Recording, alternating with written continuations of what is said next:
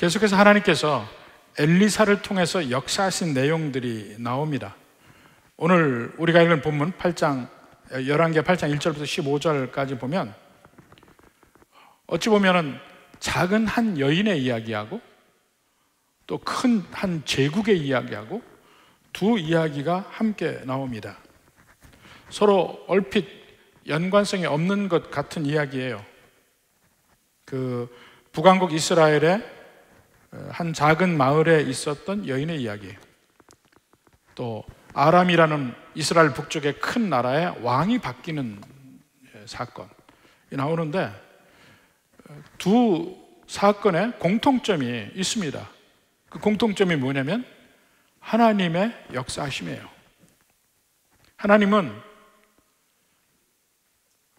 사람이 잘 알지 못하는 작은 한 사람의 삶에도 하나님이 역사하시고 온 세상의 역사를 바꿀 만한 큰 나라의 그 앞길도 하나님이 역사하시고 아주 큰 일도 하시는 전능하신 분이고 아주 작은 일까지도 간섭하시는 세밀하신 분이라는 면이 이 두 스토리에 다 나와 있습니다. 제일 먼저 앞에 부분을 봅시다. 1절부터 6절까지 보면 하나님이 한 여인에게 은혜를 베푸시는 장면이 나옵니다. 근데 그 전에 이야기가 있습니다. 1절, 2절 먼저 봅시다. 엘리사가 이전에 아들을 다시 살려준 여인에게 이르되, 이 아들을 다시 살려준 여인이 누구죠? 그 앞에 4장에 보면 수넴 여인이 나옵니다. 우리가 아는 수넴 여인.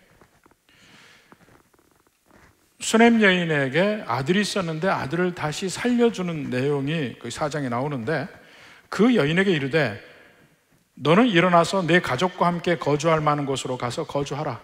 여호와께서 기근을 부르셨으니 그대로 이 땅에 7년 동안 임하리라 하니. 그러니까 아마도 이 수넴 여인은 그 엘리사의 말을 듣고 이제 갑니다.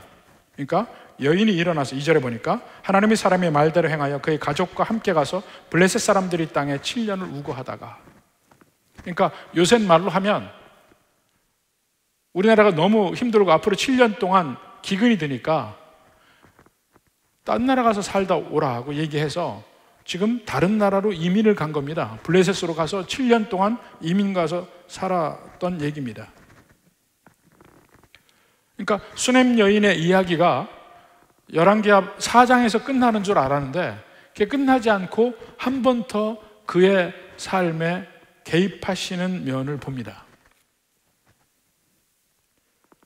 수없이 많은 이스라엘 백성들이 있지만은 그 중에 콕 찍어서 수넴 여인에게 하나님의 은혜를 베푸시는 면이 있거든요. 근데 그 수넴 여인과 엘리사와의 관계, 나아가서는 수넴 여인과 하나님의 관계가 시작이 되는 것이 열왕기하 4장에 있는데, 한번 제일 먼저 그 출발점이 뭔지 한번 봅시다. 4장 9절에서 10절 한번 봅시다. 여인이 그의 남편에게 이르되 항상 우리를 지나가는 이 사람은 하나님의 거룩한 사람인 줄을 내가 아노니 청하건대 우리가 그를 위하여 작은 방을 담 위에 만들고 침상과 책상과 의자와 촛대를 두사이다. 그가 우리에게 이르면 거기에 머물리이다 하였더라. 엘리사가 그 수넴이라는 곳을 보면 그 북왕국 이스라엘에서 사람이 다닐 때 지나다니는 길입니다. 지나다니는 길. 그러니까 뭐 우리로 이야기하면은 그 옛날에 송정리 뭐 이렇게 되겠죠. 지나다니는 길이에요. 거기에 엘리사도 항상 북왕국 이스라엘 전체를 이렇게 많이 다녔으니까 다니는 중에 그 여인의 집에서 잘 섬겼으니까 그 여인의 집에서 머물기도 하고 식사도 하고 그렇게 갔는데 아예 방을 하나 꾸며줬습니다. 언제든지 자유롭게 쉴 수 있는 공간을 만들어 주었습니다.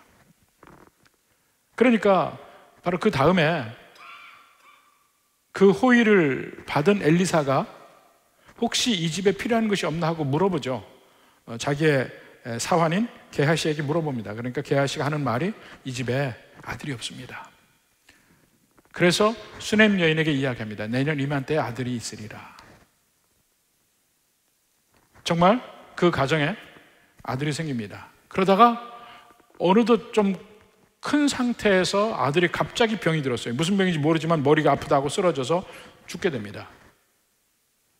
그때 엘리사가 가서 그 아이의 몸 위에 완전히 붙어서 가장 간절하게 기도하는 장면을 봅니다. 결국 그 아이가 다시 살아나죠. 근데 그것으로 끝난 게 아니고, 그로부터 얼마나 시간이 지났는지 모르지만은 그 땅에 7년 기근이 되니까 엘리사가 그 여인의 집에 이야기합니다. 잠시 이 기근이 없어질 때까지 피했다 와라. 그래서 블레셋에 가서 살다 오는 것이죠. 근데 그 호의를 계속해서 베풀어 주는데, 그것은 마치 엘리사와 수넴 여인과의 관계인 것 같지만 사실은 궁극적으로 그게 아니죠. 하나님과 수넴 여인의 관계입니다. 근데 그 사이에 하나님의 사람이 껴있는 거예요. 우리 믿는 백성들이 하나님을 섬길 때, 하나님을 사랑할 때 그 사랑이 물론 교회를 통해서 하나님에게 사랑을 표현하기도 하지만 그 중간에 하나님의 말씀을 가르치고 하나님의 말씀으로 인도하는 그 하나님의 사람, 오늘날로 이야기하면 목사나 교육자들이라고 얘기할 수 있죠. 그들을 섬기는 그 면을 보면 그의 하나님을 향한 그들의 마음을 알 수가 있습니다. 그러니까 대표적으로 그게 나오죠. 엘리사 개인의 마음에도 잊지 않고 그 수넴 여인을 돌봅니다. 수넴 여인도 엘리사를 돌보지만 모든 세상의 것, 물질적인 것으로 엘리사를 돌봅니다. 그러나 엘리사는 바로 하나님의 복을 계속해서 그 수넴 여인에게 주고 있음을 봅니다. 그에게 없던 아들도 주게 되고, 죽으려고 할 때 다시 살리기도 하고, 기근이 들을 때 피할 길을 미리 알려주기도 하고, 모든 면에 돌봄이 있습니다. 바로 이러한 은혜의 관계가 오늘날에도 목회자와 성도들의 관계에는 이루어져야 된다는 것입니다. 그럴 때 그 성도에게 임하는 복들이 여기 당연히 나와요. 계속해서 그런 일에 대해서는 예수님도 계속 이야기를 하고 있습니다. 마태복음 10장 41절 봅시다. 41절 42절. 선지자의 이름으로 선지자를 영접하는 자는 선지자의 상을 받을 것이요. 이 선지자란 곧 하나님의 말씀을 대언해서 말하는 사람들을 얘기하죠. 그 당시엔 선지자라고 이야기하지만 점점 그 일을 하는 것은 교회에서 목사입니다. 선지자의 상을 받을 것이요. 의인의 이름으로 의인을 영접하는 자는 의인의 상을 받을 것이요. 누구든지 제자의 이름으로 이 작은 자 중 하나에게 냉수 한 그릇이라도 주는 자는 내가 진실로 너에게 이르노니 그 사람이 결단코 상을 잃지 아니하리라 하리라. 결단코란 말 썼어요. 결단코 상을 잃지 아니하리라. 그러니까 그 선지자를 대접한다. 또 작은 자. 그러니까 여기서는 꼭 그 목회자뿐만 아니고 성도들 사이도 마찬가지입니다. 거기까지 확대해서 이야기를 하고 있습니다. 그리고 그 섬기는 내용은 크게 섬기는 게 아니에요. 냉수 한 그릇이라고 대표해서 이야기합니다. 작게든 뭐하든 마음을 써서 섬기는 것, 그것이 섬기는 그 내용이 클지 작을지는 관계하잖아요. 마음이 담겨 있으면 되는 겁니다. 바로 그런 면의 섬김을 이야기하고 결코 상을 잃지 않으라. 히브리서 6장 10절에도 봅시다. 하나님은 불의하지 아니하사 너희 행위와 그의 이름을 위하여 나타낸 사랑으로 이미 성도를 섬긴 것과 이제도 섬기고 있는 것을 잊지 아니하시리라. 하나님이 결코 잊지 않는다고 계속해서 이야기를 합니다. 그래서 이렇게 호의를 베풀어 주는데 그것으로 끝이 아니고 확실한 호의를 또 보여주는 면이 그 다음에 나옵니다. 3절부터 봅시다. 오늘 본문에 7년이 다함에 여인이 블레셋 사람들이 땅에서 돌아와 자기 집과 전토를 위하여 호소하려 하여 왕에게 나아갔더라. 이제 7년 동안 블레셋에 갔다 와보니까 이미 자기 집도 다른 사람이 차지하고 있고 자기 전토도 다른 사람이 경작하고 있고 이제 찾아야 될 터인데 그 사람들이 호락호락 내주지 않아요. 그러니까 처음에 막 그 여호수아 시대에 하나님께서 여호수아를 통해서 땅을 분배할 때는 분배를 다 받았는데 그리고 법칙으로 정해서 그 땅은 영원히 그 분배받은 사람과 그 후손의 것이라고 했습니다. 그러니까 언제든지 그 땅을 차지할 수 있는데, 나중에 가면서 점점 타락을 해지면서 죄악 중에 있으면서 그게 잘 안 지켜지기 시작해요. 그리고 또 어떤 면이 있냐면, 이 7년 만에 되돌리는 것이 있고, 또 7년에 7년, 희년에 되돌리는 것이 있습니다. 그 땅은 7년 만에 되돌린다 할 때 아직 그 시기가 오지 않았을 수도 있어요. 근데 와서 보니까 먹고 살 게 없습니다. 그래서 그 땅을 다시 돌려달라고 왕에게 호소하러 나아갔다는 것입니다. 근데 마침 그때 무슨 일이 있냐면, 참 우연히 일어나는 일입니다. 4절에 봅시다. 그때 왕이 하나님의 사람의 사원 게하시와 서로 말하여 이르되 너는 엘리사가 행한 모든 큰 일을 내게 설명하라 하니. 아니, 게하시는 그 앞에 6장에 보면 나아만 장군과의 관계에서 다 요단강에서 7번 물을 담그고 나서 낫게 된 나아만 장군에게 엘리사는 하나도 요구하지 않습니다. 그런데 그 뒤따라가서 게하시가 요구하죠. 그래서 결국은 게하시가 나병에 걸리잖아요. 근데 나병에 걸린 게하시가 어떻게 왕 앞에 섰을까요? 앞에도 미리 말씀을 드렸지만 그 열왕기 하는 꼭 이렇게 역사적 순서대로 기록된 것이 아닙니다. 오히려 그 열왕기하 기자가 그 구조적인 면에서 정리를 해놨어요. 정리를 해놨는데 뭐 나중에 좀 더 얘기하겠지만 바로 2장부터 7장까지는 엘리사를 통해서 임하는 하나님의 은혜를 주로 이야기를 하고, 그 뒤에는 엘리사를 통해서 임하는 하나님의 심판을 이야기하고, 이런 식으로 정리를 해놨습니다. 그 정리를 할 때 주제별로 정리를 했지 역사적 순서대로 하지 않았어요. 그러니까 아마도 이 수넴 여인과의 관계에서 왕과 게하시가 이야기하는 이 장면은 나아만 장군 사건보다 앞에 있었을 거라고 생각을 합니다. 그러니까 이상하네, 앞에는 이미 게하시가 나병에 들었는데 왜 또 게하시가 이렇게 성성하게 나오나, 이렇게 생각하지 마십시오. 역사적으로 순서가 바뀌었다는 것입니다. 자, 근데 그거 보면 왕이 게하시에게 물어봅니다. 도대체 엘리사가 놀라운 일들을 많이 행했는데 소문은 들었는데 궁금해. 그래서 게하시에게 좀 더 자세히 좀 얘기해 주라 불러다가 지금 묻고서 관심 있게 듣고 있는 겁니다.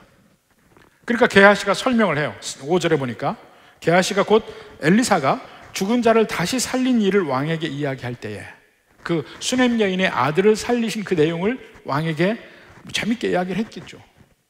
이야기할 때 그 다시 살린 아이의 어머니가 자기 집과 전토를 위하여 왕에게 호소하는지라 얘기하고 있는데 그 수넴 여인이 들어와서 왕에게 호소하는 겁니다. 그러니까 게하시가 보고 놀라서 내가 말한 바로 그 여인이 저 사람이고 저 그 옆에 있는 남자애가 바로 그 아들이고, 바로 시청각 교육이 되는 겁니다. 눈으로 그 증거가 그 앞에 서 있어요.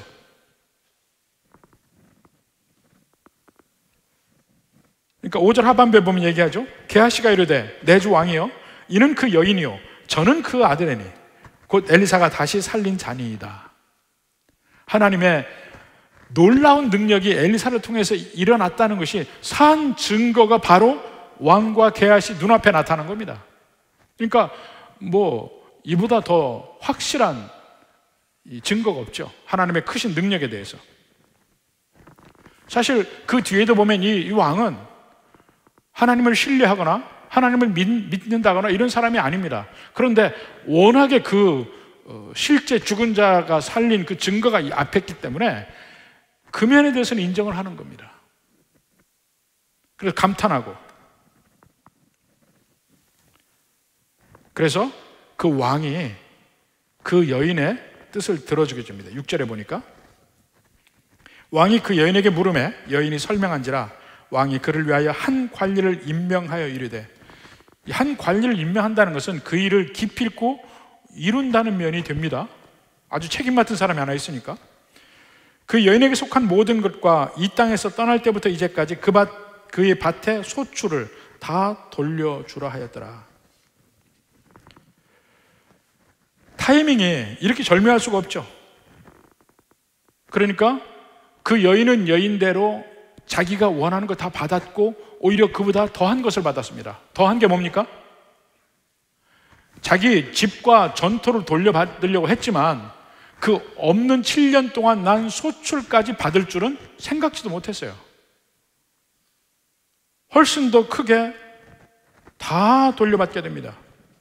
왕은 하나님의 놀라운 기적이 엘리사를 통해서 역사한 것을 눈앞에 보니까 인정하지 않을 수가 없는 겁니다. 그래서 그가 비록 하나님을 믿지는 않지만, 하나님을 신뢰하고 의지하고 하나님 뜻대로 살지는 않지만 그 면을 인정하고 다 내어주는 것입니다. 그러니까 이런 일들은 사실은 비일비재해요, 사실. 자, 누가복음 11장 32절을 봅시다. 심판 때 니느웨 사람들이 일어나 이 세대 사람을 정죄하리니 이는 그들이 요나의 전도를 듣고 회개하였음이거니와 요나보다 더 큰 이가 여기 있느니라. 요나보다 더 큰 이가 누굽니까? 예수님이잖아요. 근데 예수님이 이 가나안 땅, 특히 가버나움과 벳세다와 그 가나안 그 갈릴리 그 유역, 북부 지역, 거기에서 놀라운 기적들을 많이 행하고 그들이 놀랍게 보고, 그래서 수없이 많은 사람들이 자기 병을 고치러 오고 먹을 것을 위해서 오고 이렇게 합니다. 그런데 그 모든 기적적 능력은 인정을 하는데 믿지는 않아요. 그러니까 예수님이 하는 말이 뭡니까? 이방인 니느웨 사람들은 하나님의 요나가 전한 하나님의 말씀을 믿고 회개했다는 겁니다. 믿었다는 거예요. 그러나 여기 있는 이스라엘 백성들은 그보다 더 큰 기적을 보고 요나보다 더 큰 분이 여기 있다는 걸 눈으로 보아 알고 있음에도 안 믿으니까 그들이 당할 심판이 더 크다 하는 것을 말하고 있습니다. 그러면서 1절부터 6절까지 보면 여기 나온 하나님은 어떤 하나님입니까? 하나님을 사랑하고, 그래서 하나님의 사람을 사랑하고 베풀기를 원하고 이런 사람에게 하나님이 하나부터 열까지 끝까지 그를 지키시고 보호하신 은혜, 훨씬 더 큰 은혜를 주시는 그 하나님의 보살핌, 하나님의 사랑, 이것을 볼 수가 있습니다. 우리가 하나님 앞에 내놓는 사랑은 작아요. 작게 시작을 합니다. 그러나 하나님은 우리가 보여주는 작은 사랑의 표현을 하나님은 크게 보시고 우리보다 훨씬 더 많은 것으로 갚으시고 지키시고 인도하신 줄 믿습니다. 작은 한 여인에게 역사하신 그 하나님이 이 다음부터는 이제 완전히 다른 모습의 하나님으로 보여집니다. 7절부터 봅시다. 엘리사가 다메섹에 갔을 때에, 도대체 엘리사가 왜 다메섹에 가는지는 모르겠습니다. 그러나 여하튼 갔을 때라고 얘기하니까 아람왕 벤하닷이 병들었더니, 그 당시만 해도 아람은 제국입니다. 제국이에요. 왕에게 들리기를 이르되 하나님의 사람이 여기 이르렀나이다. 엘리사의 능력은 아람 사람들도 익히 알아요. 아람 군대가 그 전에도 보면 몇 번 이스라엘을 쳐들어왔지만 계속해서 엘리사 때문에 도저히 이스라엘을 이기지도 못하고 아무것도 하지 못하고 결국 패퇴해서 가게 되니까 그 하나님의 사람의 능력을 익히 압니다. 그러니까 결국은 하나님의 사람을 인정한다는 것은, 그의 능력을 인정한다는 것은 이스라엘 하나님 여호와를 인정한다는 얘기인데, 사람들은요 그 엘리사에게 역사하시는 하나님을 보지 않고 엘리사를 봅니다. 특히 이방인 아람 사람들도 바로 그 엘리사를 보고 엘리사의 능력인 것처럼 행동을 해요. 그러니까 하나님의 사람 여기 있으니까 이제 그분이 병도 낫게 하릴 거는 기대를 가지고 있죠. 8절에 봅니까? 왕이 하사엘에게 이르되 너는 손에 예물을 가지고 가서 하나님의 사람을 맞이하고 내가 이 병에서 살아나겠는지 그를 통하여 여호와께 물으라. 자, 그리고 하나님의 사람이라 하면 우리가 볼 때는 꼭 그 하나님의 여호와 하나님의 선지자를 이야기하지만, 아람 사람들이 이야기할 때 하나님의 사람은 일종의 모든 그 주술적 능력을 가진 그 사람들을 다 이야기합니다. 그러니까 그 엘로힘의 사람.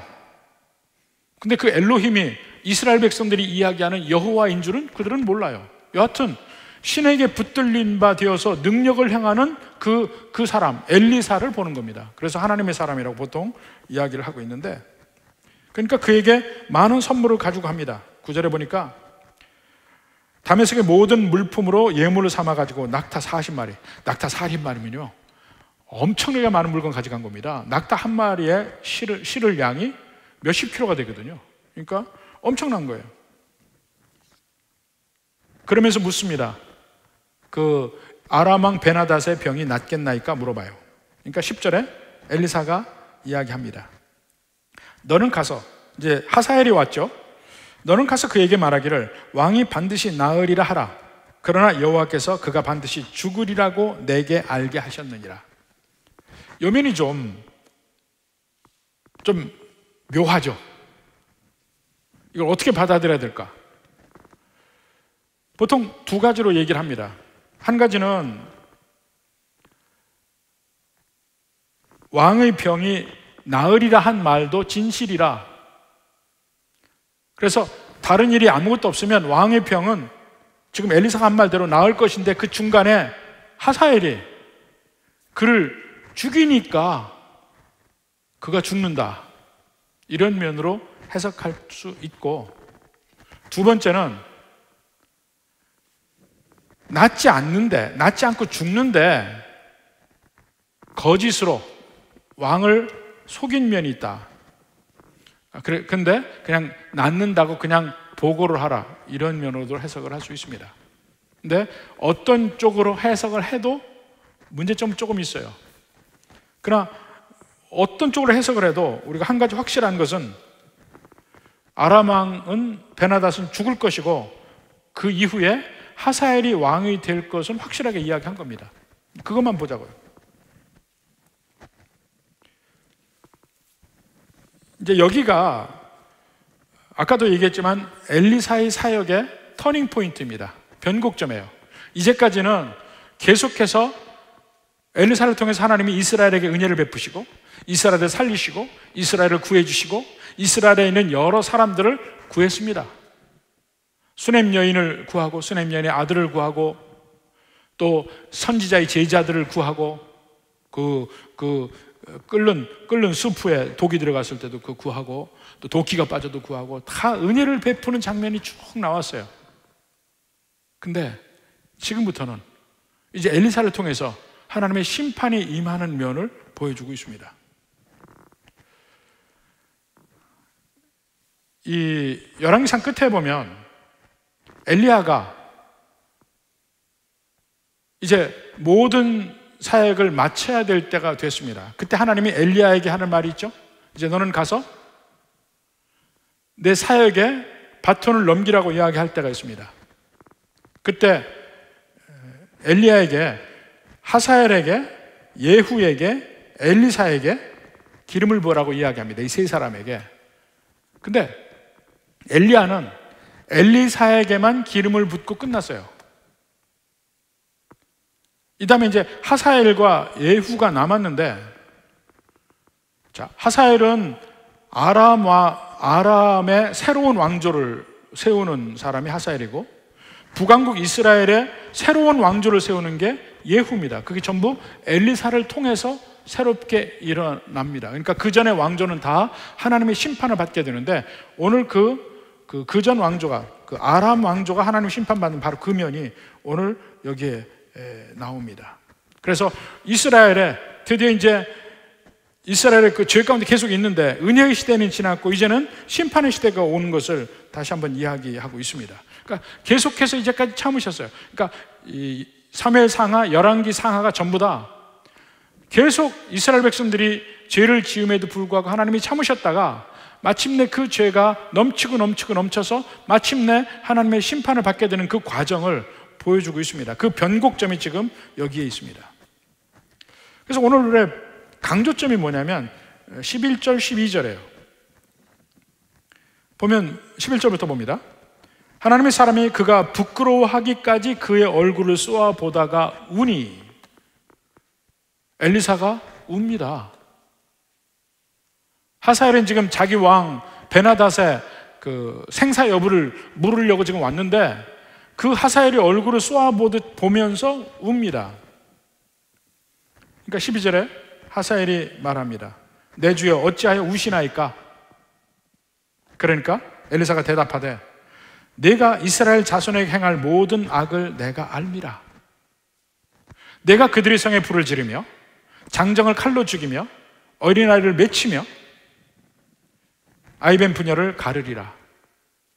하사엘이 바로 이스라엘의 심판의 도구로 쓰임받을 것을 이야기합니다. 그 전에는 어떻게 했습니까?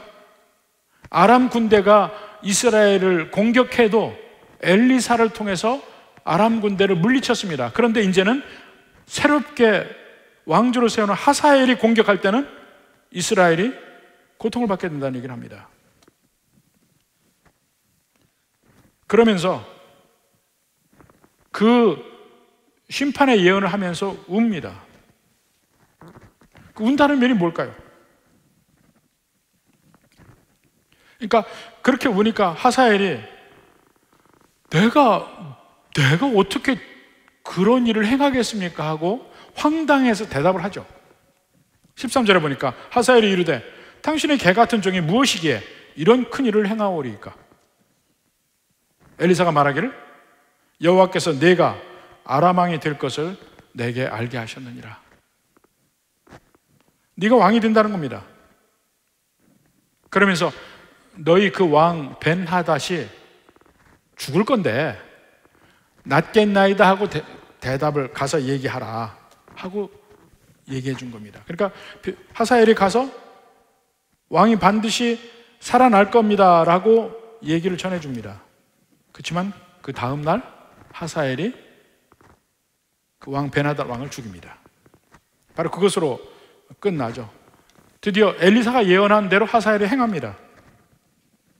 근데 여기서 한 가지 봐야 될 거는 엘리사가 우는 것을 우리가 어떻게 봐야 되냐는 겁니다. 엘리사가 우는 것. 이 엘리사의 우는 것은 엘리사가 우는 게 아닙니다. 여호와 하나님이 우시는 것이고 여호와 하나님이 슬퍼하는 것이고 하나님께서 참으셨다가 이스라엘 백성들을 심판하시지만 그 심판하실 때 하나님이 우신다는 면을 이야기를 합니다. 성경에도 다른 면에도 보여주고 있습니다. 에스겔서 33장 11절 봅시다. 너는 그들에게 말하라. 주 여호와의 말씀이니라. 나의 삶을 두고 맹세하노니 나는 악인이 죽는 것을 기뻐하지 아니하고. 하나님은 악인이 죽는 것을 기뻐하지 않는다는 것입니다. 악인이 그의 길에서 돌이켜 떠나 사는 것을 기뻐하노라. 이스라엘 족속아 돌이키고 돌이키라. 너 약한 길에서 떠나라. 어찌 죽고자 하느냐 하셨다 하라. 이게 하나님의 마음이 성경 곳곳에 이렇게 드러납니다. 이스라엘 백성들이 결국 하나님의 심판 앞에 서게 되지만 하나님은 그것을 원치 않는다는 것입니다. 우리는 너무나 많은 경우에 보통 이렇게 이야기합니다. 우리가 하나님을 믿을 때 정말 하나님을 잘 믿어야지, 하나님 잘못 믿으면 하나님이 분노해서 우리를 완전히 괴롭게 하시고 심판하시고 막 분노하시고 그렇다고 이야기를 합니다. 근데 하나님의 분노는 그 사랑하는 사람이 사랑을 배신할 때 느끼는 분노, 이런 것이지 사랑을 안 해서가 아니고 미워해서가 아니라 이겁니다. 오히려 더 사랑하기 때문에 분노하고 심판하시지만 사랑하기 때문에 울고, 그것이 하나님의 본심이라는 거예요. 나는 악인이 죽는 것을 기뻐하지 아니한다. 그러니까 우리도 잘 생각해야 합니다. 우리가 살아가면서 하나님 앞에 우리의 인생을 맡길 때, 그리고 우리를 괴롭히는 사람에게 하나님, 내가 당한 것을 저들에게 갚아주소서 할 때에 비록 그들이 악하지만 그들이 멸망당하는 것, 그들이 고통당하는 것 하나님이 싫어한다는 것도 아셔야 합니다. 그거 싫어하셔요. 그 악한 그들도 하나님이 사랑하시니까. 우리를 괴롭힌 사람이 쓰러진다, 넘어진다, 괴롭힘 당한다, 심판을 당한다, 그런 것들이 우리를 즐겁게 하는 것이 되어서도 안 됩니다. 그것이 하나님의 마음이 아니기 때문에. 하나님의 마음은 다 사랑하십니다. 악한 이도 사랑하십니다. 그러나 돌이키기를 원하시는 거죠. 참으시다가 그 죄가 넘칠 때는 심판을 하시지만 그 가운데서 엘리사가 우는 것처럼 하나님도 우신다는 거예요. 누가복음 19장 41절부터 봅시다. 예수님에 관한 말입니다. 가까이 오사 성을 보시고 우시며, 예루살렘 성을 보고 예수님께서 우십니다. 이르시되 너도 오늘 평화에 관한 일을 알았더라면 좋을 뻔하였거니와 지금 내 눈에 숨겨졌도다. 날이 이를지라 내 원수들이 토둔을 쌓고 너를 둘러 사면으로 가두고 또 너와 및 그 가운데는 내 자식들을 땅에 메어치고 돌 하나도 돌 위에 남기지 아니하리니, 예루살렘의 운명을 미리 예견하고 이야기하고 있습니다. 심판날을 이야기하고 있습니다. 그런데 예루살렘의 심판을 예견하고 그 날을 말하지만 그러한 심판받는 예루살렘을 보고 예수님은 우십니다.